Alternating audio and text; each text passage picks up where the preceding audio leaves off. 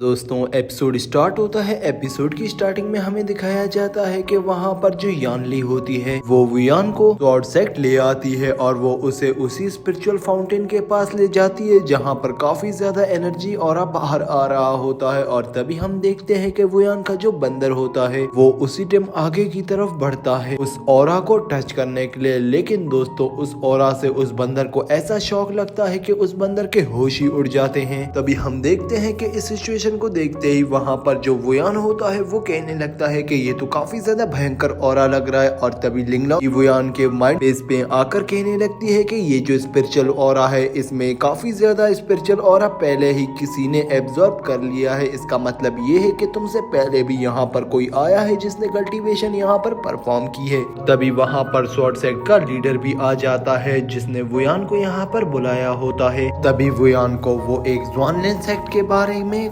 बताने लगता है और कहता है कि करीब 1000 साल पहले वो यहाँ पर एक ज़्वानलैंड नाम का सेक्ट हुआ करता था। वहाँ पर भी इस तरह का स्पिरिचुअल फाउंटेन आया था और जैसे ही वो स्पिरिचुअल फाउंटेन के बारे में इर्द गिर्द के लोगों को पता चला था वो लोग यहाँ पर स्पिरिचुअल फाउंटेन को देखने आए थे। लेकिन उन लोगों की लालच की वजह से उन सब लोगों ने मिलकर उस ज़्वानलैंड सेक्ट के ऊपर हमला करा दिया और अपनी लालच की वजह से उस ज़्वानलैंड सेक्ट को खत्म कर डाला। तो इसीलिए मुझे यहाँ पर काफी ज्यादा डर लग रहा है कि अचानक से कोई हम पर भी अटैक नहीं कर दे। इसीलिए मैं अपने सारे के सारे डिसेबल्स को वापस बुलवा रहा हूँ ताकि वो अपनी इस पावर को और भी ज्यादा बढ़ा सके और अपने स्वॉर्ड सेक्ट को प्रोटेक्ट कर सके। जिस पर हम देखते हैं कि जो वुयान होता है वो कहने लगता है कि हाँ लेकिन मुझे इस स्पिरिचुअल फाउंटेन में कोई ना कोई गड़बड़ जरूर लग रही है। जिस पर हम देखते हैं कि वहाँ पर जो यानलिन होती है वो कहने लगती है कि देखो वुयान ना सोचने की कोई जरूरत नहीं है, जब तक दूसरे सेक्ट वाले आएंगे उससे पहले ही हमें इसकी सारी स्पिरिचुअल एनर्जी को और ऑरा को यहीं पर ही एब्जॉर्ब कर लेना चाहिए ताकि हम लोग ज्यादा पावरफुल बन सके। और हमें दूसरों से क्या लेना देना, कोई भी हमारे ऊपर हमला करेगा उसको हम मुंह तोड़ जवाब जरूर देंगे। जिस पर हम वुयान को देखते हैं जो कहने लगता है कि देखो मैं अभी कंडेंसेशन के फर्स्ट लेवल पहुंच चुका हूं तो अब मैं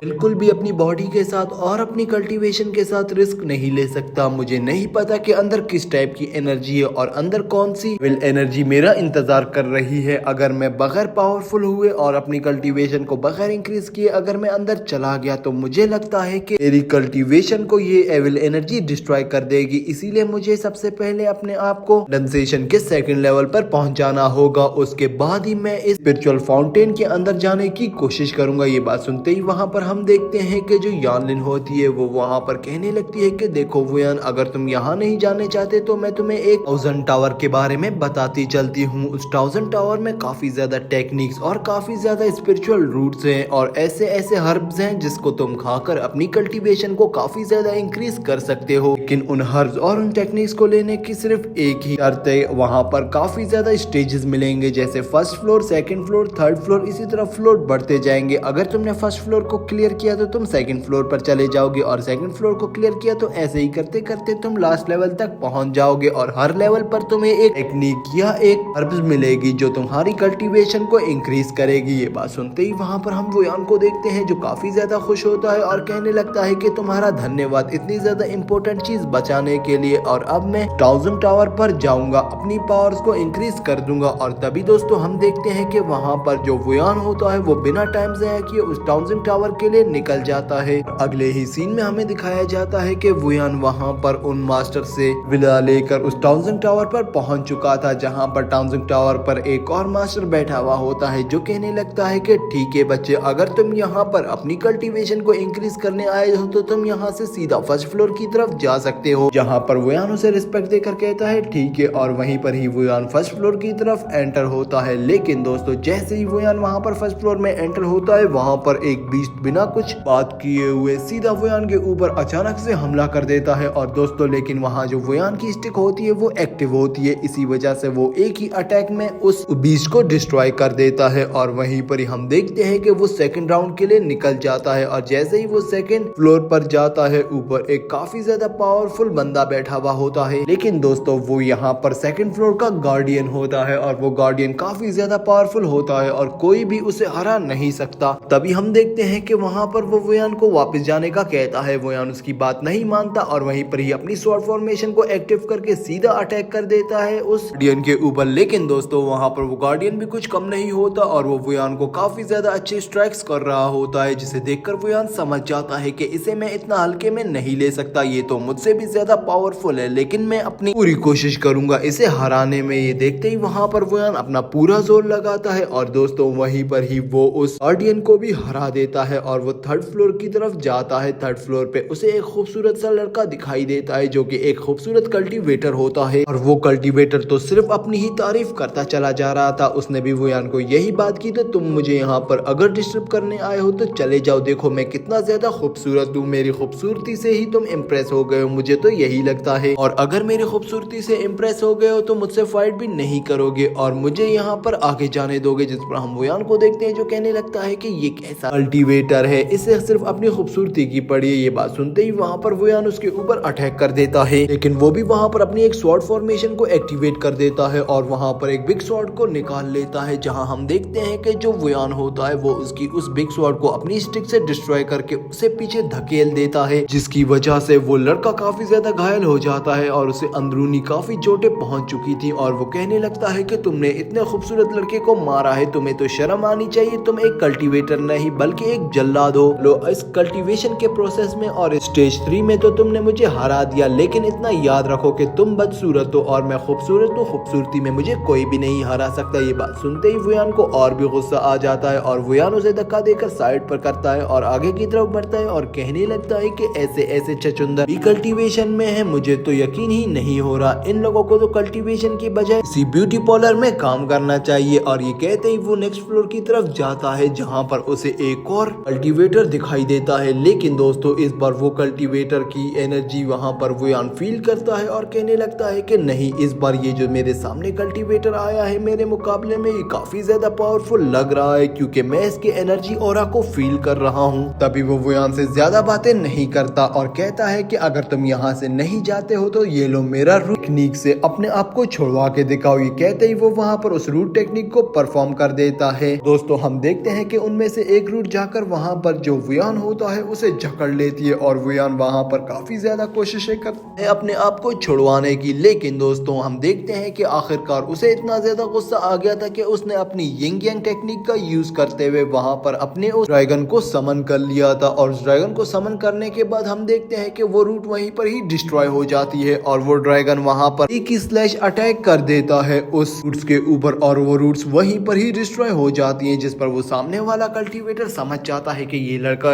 कुछ तो खास है, इस लड़के में ये इतना ज्यादा कमजोर नहीं है। और तभी हम देखते हैं कि वो वहाँ पर वुयान को गाइड करता है कि ऊपर के स्टेज में तुम्हें काफी ज्यादा अच्छी टेक्निक्स मिलेंगी, लेकिन तुमने चुनकर एक अच्छी सी टेक्निक उठानी है, वो तुम्हें आगे काफी ज्यादा मदद करेगी। जिस पर वुयान उसका धन्यवाद करता है और अगले फ्लोर पर चला जाता है। लेकिन दोस्तों वो जैसे ही अगले फ्लोर पर आता है वो कहता है कि ये तो मैं एक लाइब्रेरी में आ गया, हर जगह लाइब्रेरी की तरह बुक्स पड़ी हुई हैं, लेकिन दोस्तों ये बुक्स नहीं बल्कि हर एक टेक्निक एक गाइडेंस थी और इस गाइडेंस में ये बताया गया था कि इस टेक्निक को कैसे परफॉर्म करना है और ये कौन कौन सी टेक्निक है। जिस पर हम देखते हैं कि वुयान आगे बढ़ता है और काफी ज्यादा ढूंढने लग जाता है एक हेवन स्वॉर्ड टेक्निक को। और दोस्तों हेवन स्वॉर्ड टेक्निक काफी ज्यादा ही पावरफुल टेक्निक थी इन सबसे, इसलिए हम देखते हैं कि काफी ढूंढने के बाद उसे आखिरकार वो हेवन स्वॉर्ड टेक्निक मिल जाती है और जैसे ही वो उस हेवन स्वॉर्ड टेक्निक को उठाता है तभी वहां पर एक और लड़की टेलीपोर्ट होती है जो उस टेक्निक को वहीं पर ही वुयान के हाथ से छीन लेती है और कहने लगती है कि फाइनली मुझे भी मिल गई, लेकिन इतनी आसानी से मैं इसे इस लड़के को ले जाने नहीं दूंगी, ये हेवनली स्वॉर्ड टेक्निक मेरे लिए बनी है और इसका यूज सिर्फ मैं ही करूंगी। ये कहते ही वो उससे वो टेक्निक छीन लेती है और यहाँ पर दोस्तों वुयान को भी काफी ज्यादा गुस्सा आ गया था। लेकिन सीन के बाद हमारा ये एपिसोड यहीं पर ही एंड हो जाता है।